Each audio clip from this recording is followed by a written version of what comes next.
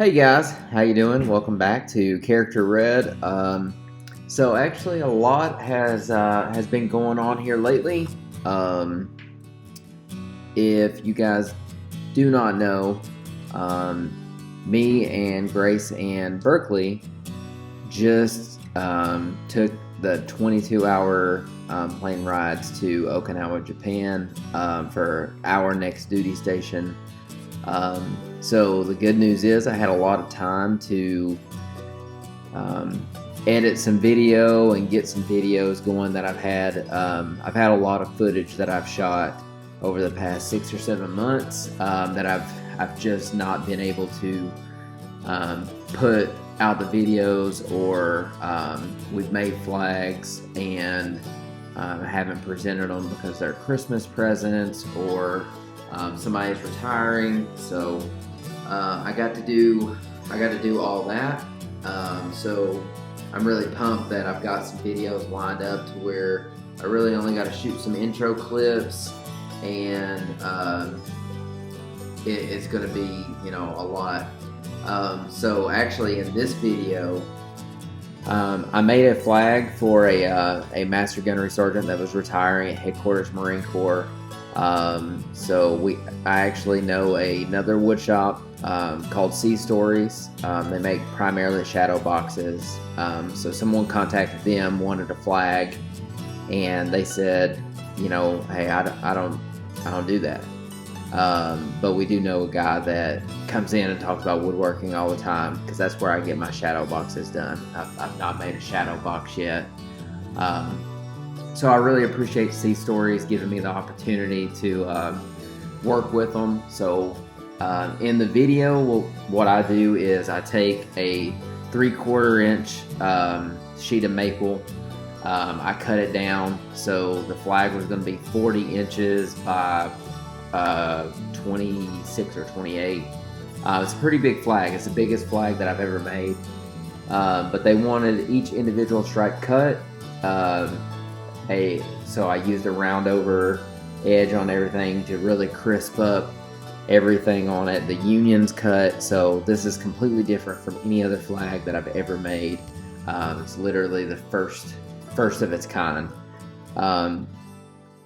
So this video's got a lot. It's got every bit of that process, step by step, that I go through, and it's also got the Carbide Create for me program the union of the flag.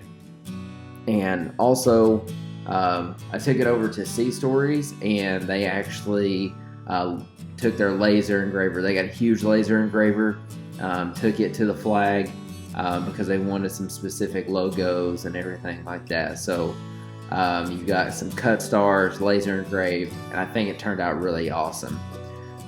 So if you're interested in seeing more CNC videos, I'm queuing it up for you right up here. Make sure you check out that playlist. Always, guys, I appreciate you watching my videos. If you could like the videos, if you like them, share them with your friends on social media. Goes a real long way on helping me out. And also make sure you click that subscribe button, click the little bell. That way you get all my notifications. I'm going to be coming with some more videos on everything in Japan, so stay tuned, guys, and let's see how we brought this Headquarters Marine Corps flag to life.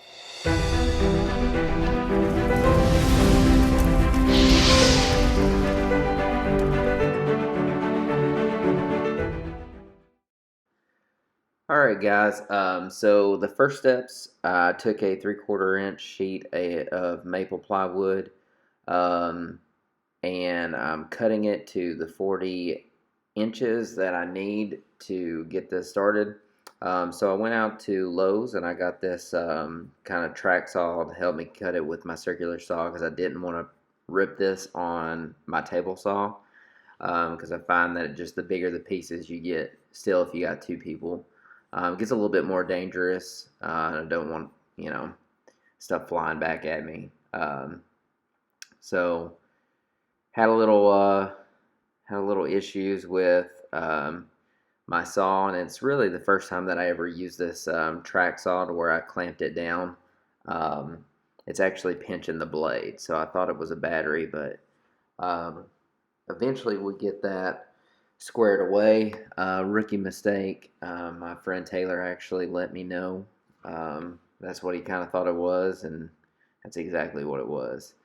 Um, but you can see here in a second, I get really frustrated with it.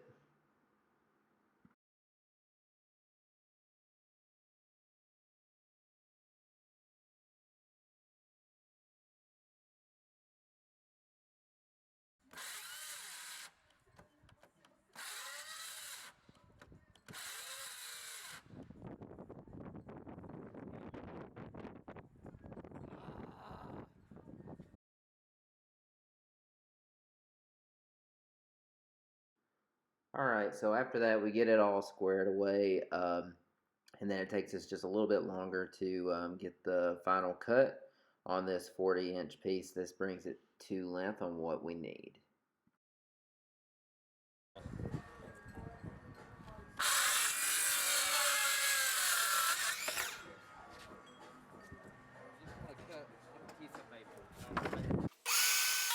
All right, so once you get done with um, cutting it down on the circular saw, I brought it over to the table saw, and this first cut is actually going to give you the top half of the flag and then the bottom half of the flag.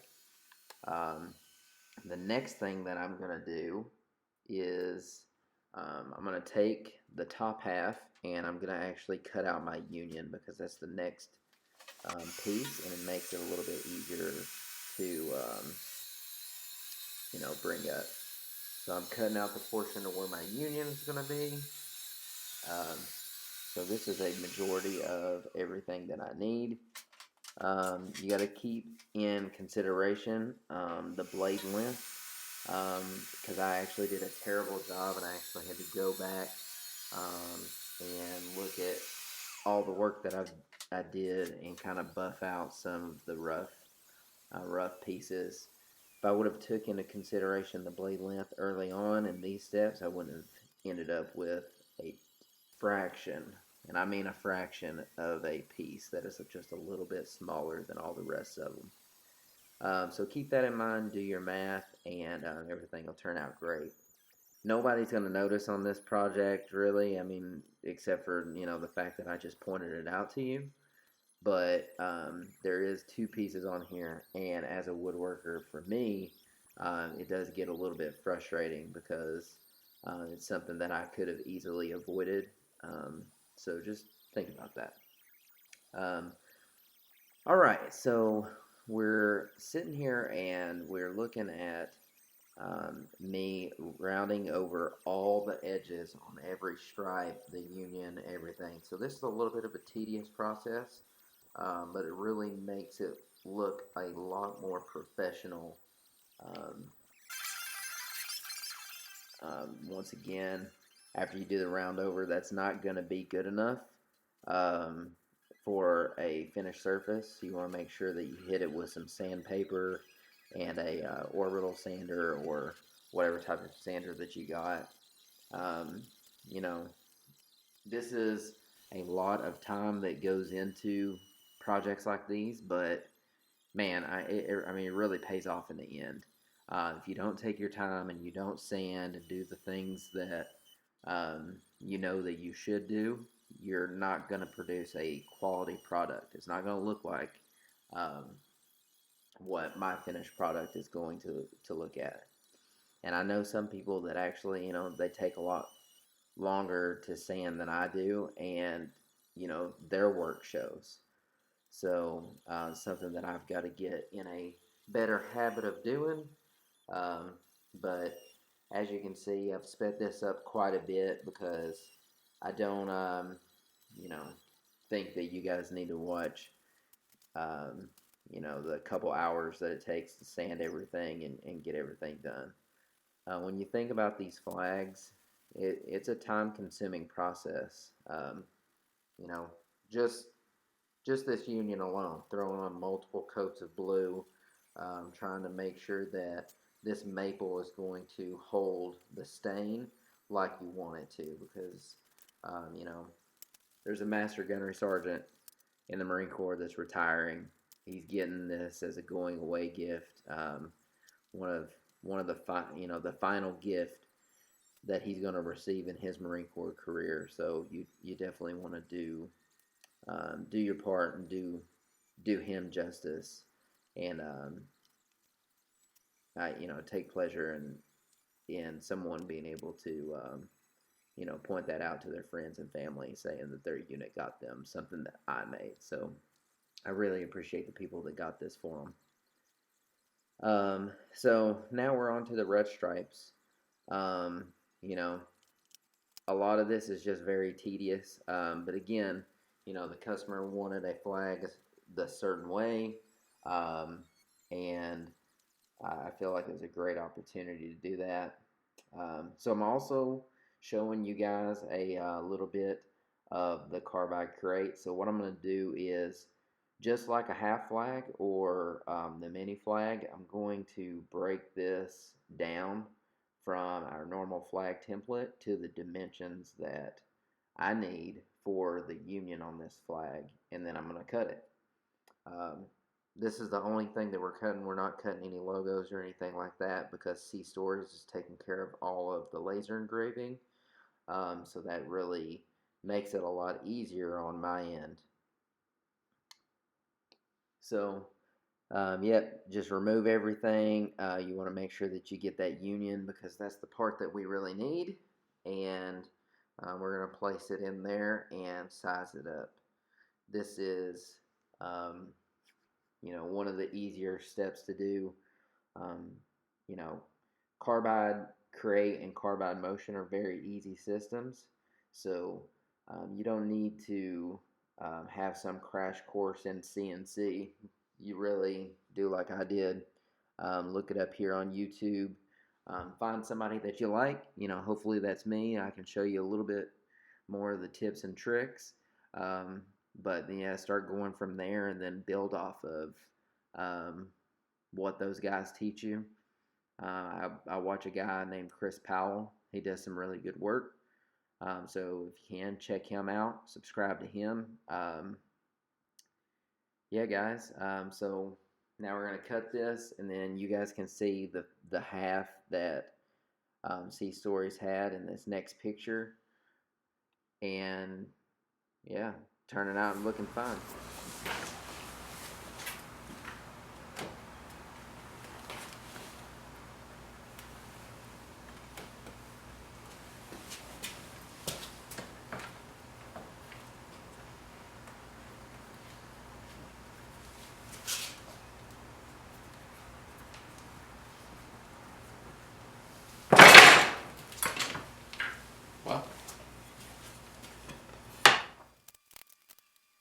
Alright, well, there you see how not to clamp that style of flag. Again, this is the first time that I've ever made this flag, so I'm trying to come up with a way to where I can get the union and everything all clamped down, glued down, make sure that everything is as tight as I can get it, because they're all individual pieces. So I probably put a little bit of overkill in these nails, but I mean, hey, you saw how easy that it busted apart. One little tip that I do have for you is I normally take a 1x2 right there on each edge, and just place it, clamp it down. That helps me, put my little columns down on my flags. This one's a little different because it's got 3 columns running down it. I also wanted to hit that union pretty good, so I just got that, and then I go into burning it, and then I'm actually going to brand the back, and C Stories actually ran their brand on the back. We did this collaboration for this Master Gunnery Sergeant. Yeah, guys. So hope you guys enjoyed this. Hope you guys really enjoyed how it turned out. This finished product is really amazing.